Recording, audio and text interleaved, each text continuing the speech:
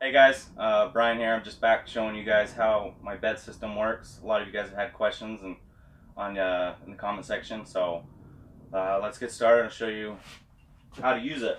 It's pretty simple. Works on a track system in the rear, and the first step you do is you just got to make sure you pull this down evenly. It just rolls in a channel. Then you come over here, drops right down and sits on some brackets that I made and put on the wall. And I'll show you the reverse step real quick, and then we can go back and go into detail on all the specs and the weight of the shocks and everything. So, but it just goes back in reverse. You just put it up, jump down here, it sucks back up. I've had no issues driving down the road. It stays up tight, doesn't fall down. And so let's go into the specs on it. So first it was trial and error, a lot of trial and error, and trying to decide what weight shocks I should use. And overall, my bed system, my bed frame and everything weighs 75 pounds, and then I added a 40-pound mattress. So with those weights, I added 100-pound shocks up front, and then in the rear, I did 40 pounds. Because 100 pounds right here, because it's supporting basically 2/3 of the bed, so it needs that extra weight right here. When I first did it, I started with all 80-pound shocks, and when I went to go pull this down, I couldn't. I sat there and hung on it, and it would not come down. So definitely trial and error, but I would recommend you weigh your bed, weigh your frame, and then go from there. So, but that's my setup. So next we have, so if you look at, let's come over on this one. Nope, sorry, over here.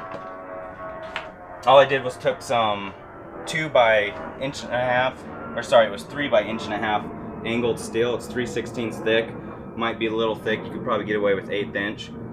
But just notch this little channel here from my upper bracket to rest on when it's in the down position. And then also on the shocks I put 10mm ball studs, and I can put a description in the comment section down below and off Amazon. So so there's 2 of those. And then up above, if you look up here, I've done the same thing. So when the bed's in the up position, it has another bracket to sit on. This one's just 1.5 by 1.5. But I would recommend, maybe on my system, I should have done 1.5 by 2 to give it a little bit more overlap. But it holds it up there just fine. So, and then also on the wall, maybe let me pull this bed down again and I'll show you the other set of brackets. Or come over here and look, you can see I had to put this other channel up here because initially my bed was coming up too high and scraping the ceiling, so I needed to put a stop. So I just bolted this up to the wall so it can ride on that until it levels out. So, okay, so if we look down the side over here, we can kind of see how it's set up.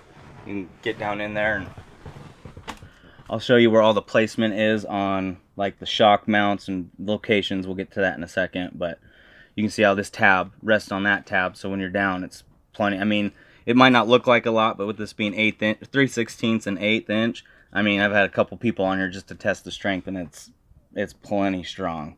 Definitely overkill, but I wasn't sure when I started building it. So we can go into the back and kind of give you an overview on the track system I made. So on the rear here, if you want to come in, we can check out this track.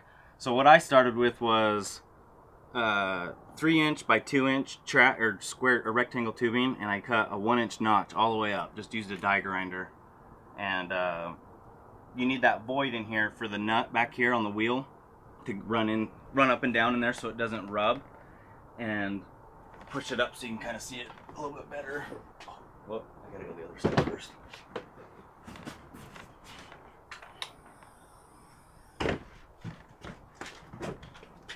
So if you look at that inside, that wheel is just guided inside that track.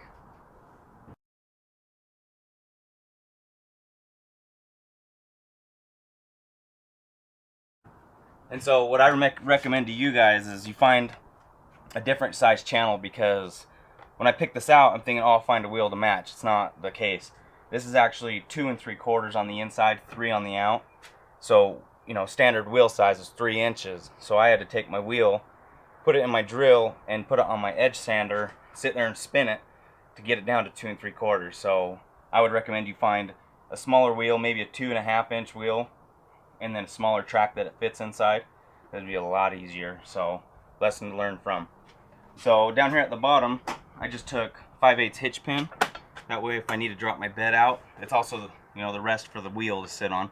But if I need to take the bed out for any reason, just pull that out, undo the shocks, and I can drop it out the bottom. So, but up here on the wheel, I put another lock nut, or a Nylock wax nut, low profile, to make as a stop, so I could put this in here and adjust my wheel where I needed it to sit so it wouldn't rub, you know, the inside or the back. So it gives you adjustment right there. So, let's see. Well, let's go, I'll pull it down and I'll kind of show you what materials went into the bed frame. So on the inside of the bed, I used poplar wood for my framing, just because that's what I had at the shop.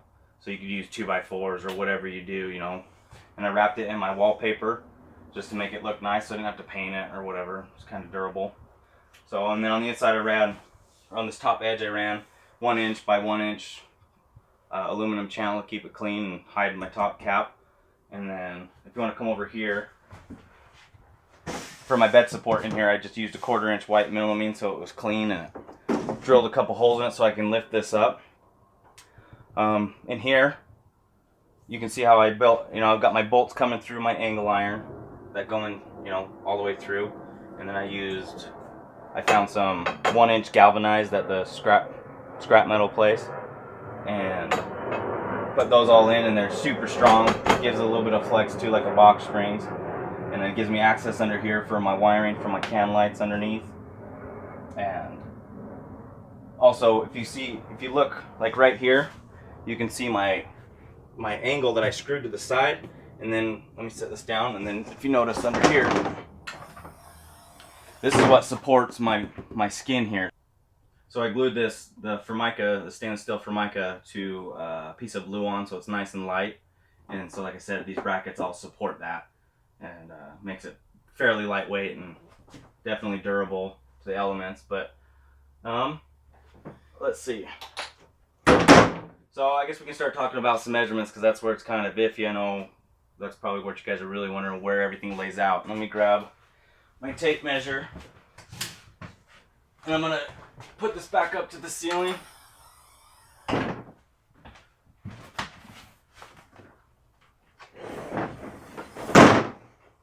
Goes right up without that mattress on there.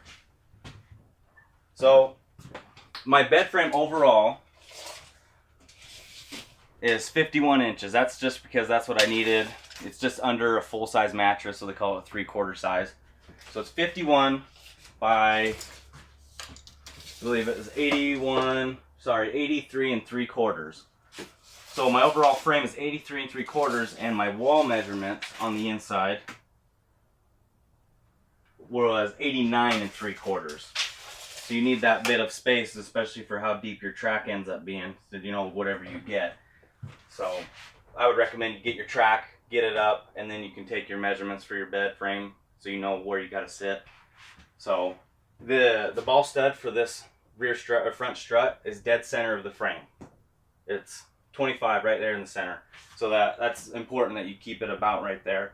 And then the one in the rear, I put back, it's about, I'm going to remember, it's 1 3/4 from the rear frame, the rear part of the frame. So it's something to note. But let's see. Okay, so on the placements of my struts, I mentioned on the other side. So when I started with my ball stud, I put it 1 3/4 to the center of the ball stud from this back edge of the frame.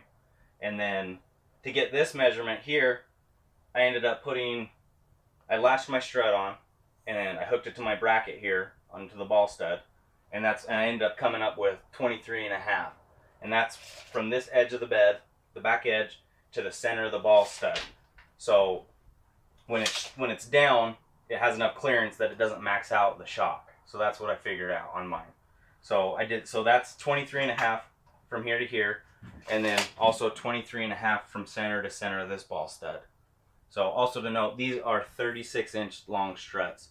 So that's what I came up with. I didn't think I could fit a longer one, and the space that I have, they would have maxed out. So I'll show you the measurement what I have to the ceiling in a second. So let's see.